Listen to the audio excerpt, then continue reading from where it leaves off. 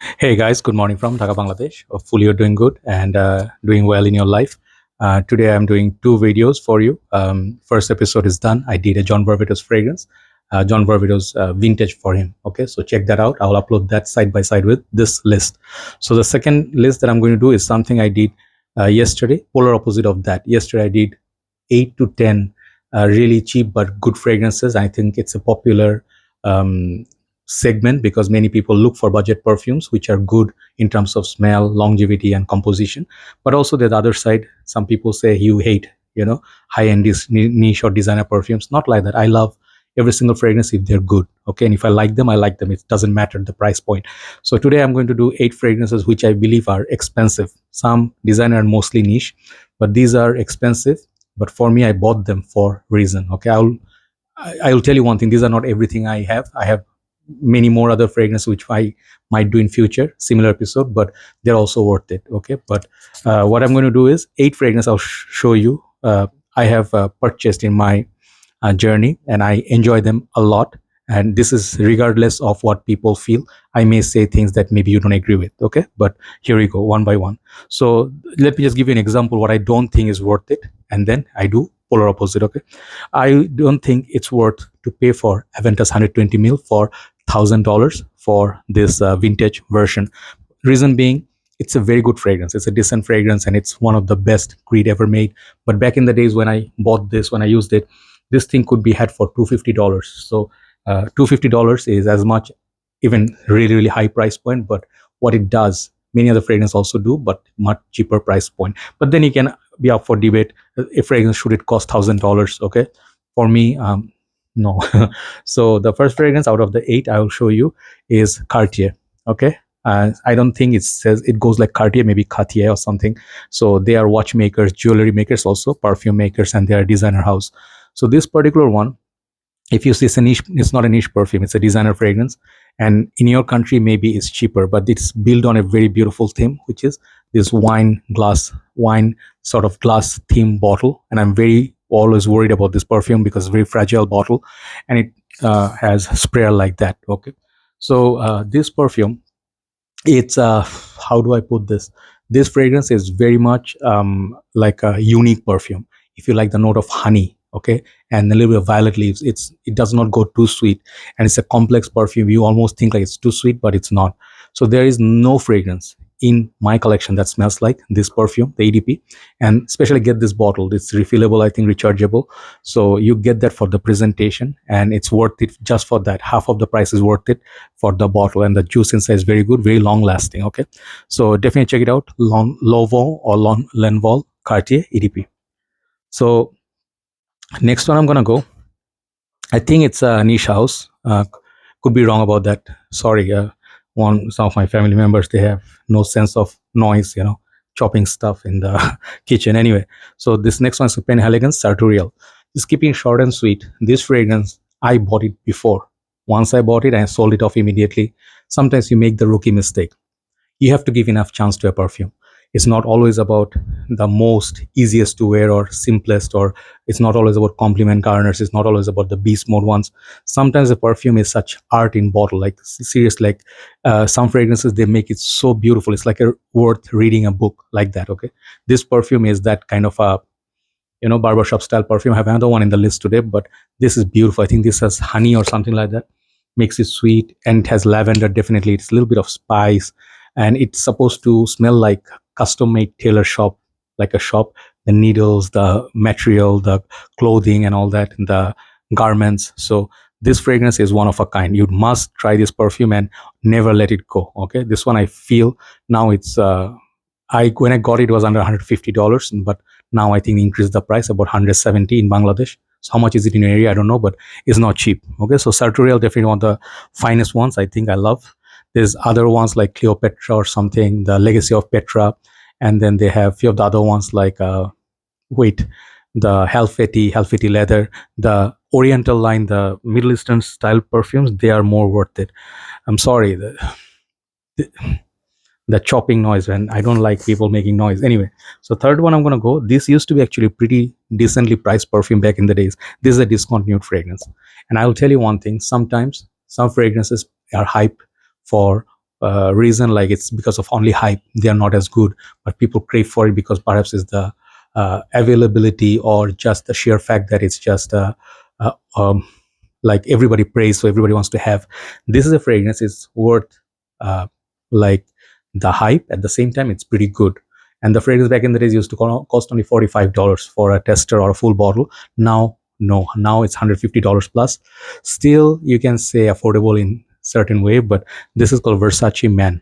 Okay, and I bought this and reviewed this many years back. Okay, I don't remember, 6-7 years back.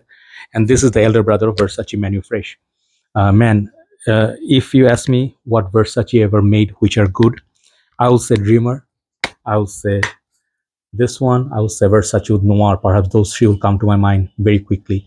And also the rest of the Versace that I have, I enjoy them. Versace Purom, Versace Manu Fresh, Versace Dylan Blue, Versace's Blue Jeans, you name it, Versace Versens. So they're quite a bit.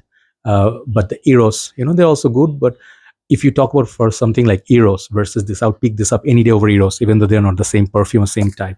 This fragrance is spicy, lavender, and tobacco. One of the best fragrances ever was made. It was supposed to be discovered by people. If it was released once again today, and if it catches on hype, excellent longevity on this. I love wearing this in nighttime, at nighttime, just like the Oud Noir.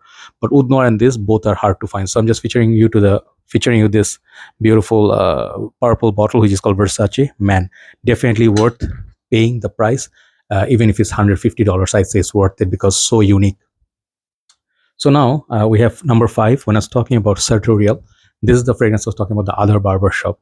And usually I'm not a very big fan of barbershop perfumes because I'm not a very big fan of lavender, because sometimes some lavenders are so cheap and so obnoxious and so loud, they give me headache, especially being in a warm zone. Lavender is not the note that we wear that much, but some lavenders are really well done. This is one of the examples. This is hands down one of the finest fragrances using the best lavenders ever. I can tell you there was a fragrance which the name was Sultan Vetiver, okay, by Nishane. And Nishane's every fragrance is a bold statement, but Sultan Vetiver was my number one because they used some of the finest vetiver in there. It was spicy, neroli, and vetiver. This thing is another masterpiece. If you talk about barbershop, I finished one bottle and I got this back up. This is called Jour by Tom Ford. And this is a designer house, but high-end designer. It's not cheap. If you want to buy this, back in the days, it was like $120. Now it's more like $160 plus. So why am I saying it's worth it? Let's say the genre, very genre of classic, eloquent, long-lasting, and something you want to put with your suit. Like if you go to office and then you expect people to notice you that, you're wearing something posh, you smell like a rich man. This is all that. Even though you're not rich, but you can dress decent and then put this on and you will actually get the respect.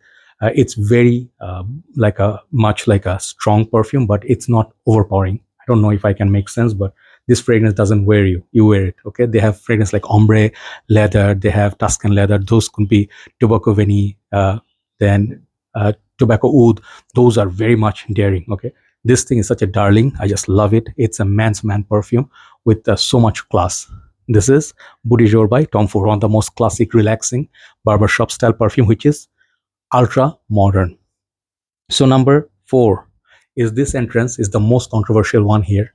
And when I say most controversial, reason being most of the consensus, most of the big reviewers trash this, and I don't blame them because they have a niche nose and this is a niche house and they make niche pricing fragrances, okay? So when you pay like, say for example, $200 plus and you get like something in designer realm, most of the time it will get heavily criticized.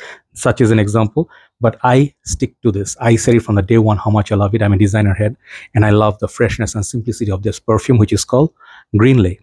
So there is Sedley, there is this, and there are also Galloway. There are quite a few freshies they're making nowadays. So Parfum de Marly's one strong point is their bottles are 120 ml, big bottles. Smaller ones are maybe 75.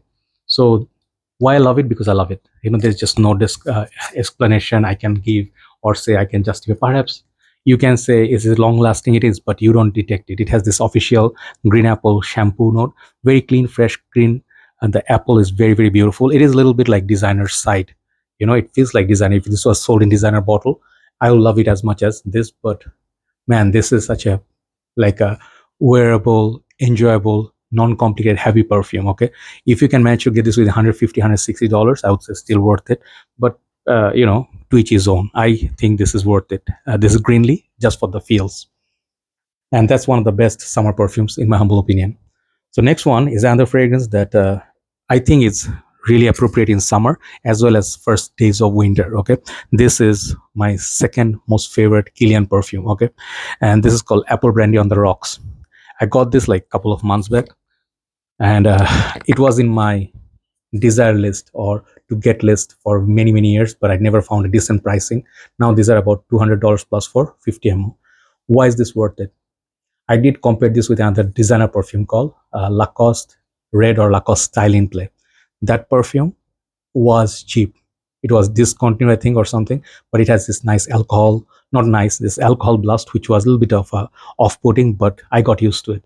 But that one also had a nice red apple accord, which I think you get from this. Definitely it's apple, but when you smell them side by side, the refinement, the performance, the projection, and then people, when they ask you what you're wearing, it smells so nice. So these are the factors that makes this fragrance satisfactory. Even if you wear this in summer, it has massive performance on the shirt, on the neck, and when you sweat. When I sweat, most of fragrances, like, they turn like, like something like not desirable. But some fragrances like Versace Man, Fresh, Clinique's Happy for Man, or Polo Blue, this one, they go so nicely with the warm weather. Even if you're sweating, it's just beautiful with that combination. Apple Brandy on the Rocks, expensive yet like worth it. The last two, let's say you imagine first six, or last six, you imagine they were not worth it. They are not, in your humble opinion, like they're okay, but you don't feel the way I feel. It's okay. But this first two, these are generally accepted. Even designer heads, they save money and buy these two perfumes, and I keep praising them over and over again. And regardless of the price point, I love these two perfumes by my heart. Okay, just like the rest of them, but these two I have a little special spot. Number two is Naxos. Okay, some people would say there are so many Xerjoff, why don't you buy the new ones? I don't know the new ones. I don't blind buy, and the new ones are crazy in pricing. Who's gonna pay $500 for a fragrance? I'm not gonna do it. First time I got this, it was $150. Like the first bottle. This is my second bottle. No, this is my third bottle. I have another bottle that the older batch. That one was 160, 70. Now these are going for $220 in Bangladesh for tester. If you buy like more retail, it perhaps could be like 230, 240, right? But you can get this within $210. Okay, 200, yeah, 200, $210. Yeah, right. So this is a niche perfume, which is one of the finest, sweet, cherry tobacco kind of a smell. And in short, people say this is a cousin of Pure Heaven. I love Pure Heaven, and this the same. Okay, and I cannot tell you, sometimes I feel like this is a more upper class perfume, like more depth, and you can smell a little bit of refinement, where Pure Heaven is very sweet and it has this mugler sweetness. So there are differences. Okay, but as time goes by, this juice color will get darker. Okay, that is the finest thing, and they don't go bad, they just go sweeter and richer. I absolutely love Naxos. I think I'll always love it, and it's one of the must-have perfumes in my humble opinion. Finish with number one. Number one is my most favorite fragrance at this moment. Alongside some of the other ones would be Brioni EDP Intense, or Angel Share, or something like Enigma. I have quite a few recent favorites, but this tops everything. Like when I wear it, I cannot tell you how many compliments I got from my friends, known people. Unknown people don't give you compliments. I don't want to lie to you, like, hey, people stop you and ask you. No, people don't stop me and ask me in Bangladesh. They sometimes, when I go to the shop, let's say the shop is closed with AC, so sometimes when they smell you, they say, oh, Sar is wearing something very nice, we can smell it. So people who love up class perfumes, they know, like, it smells like Oman, Dubai, right, Middle Eastern vibes, but it has so much presence. It's like a boss man. This is Royal Tobacco by Amouage. This and this other one, which is called, I think, Amouage Overture. I'll feature it in next video, but that is a very daring one.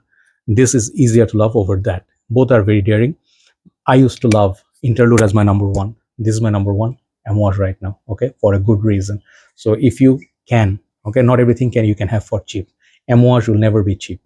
Try to get a tester version of it. That'll be a best bet to get the best price.